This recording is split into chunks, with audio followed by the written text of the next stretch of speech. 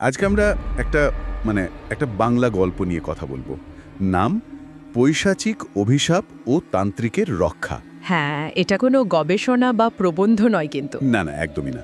আমরা গল্পটা যেমন আছে ঠিক সেভাবেই শোনার চেষ্টা করব। ঠিক। তো গল্পটা শুরু হচ্ছে বীরপুর গ্রামে। হুম। সময়টা ভাদ্র মাস, খুব ঝড় বৃষ্টির একটা রাত। আচ্ছা। সেখানে এক জেলে পাড়ায় থাকতো সোনা নামের একটা ছেলে, বয়স 12 আর তার বিধবা মা। সাধারণ জীবন, তাই না? মাছ ধরে, স্কুলে যায়, এরকম। একদম। কিন্তু ওই ঝড় বৃষ্টির রাতেই ব্যাপারটা অন্যদিকে মোড় নেয়। কি হয়েছিল? সোনা গেছিল জমিদার বাড়ির বাগানে, তাল কুড়োতে। ওহ, জমিদার রুদ্রপ্রতাপ চৌধুরী, উনি তো বাচ্চাদের বাগানে ঢুকতে দিতেন মনে হয়, ফলটল কুড়োতে। হ্যাঁ হ্যাঁ, দিতেন।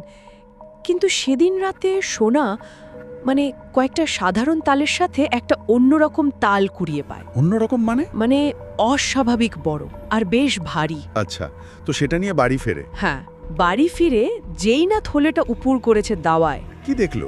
দেখলো যে ওটা তাল নয়, ওটা একটা মানুষের কাটা মাথা। বলেন কি?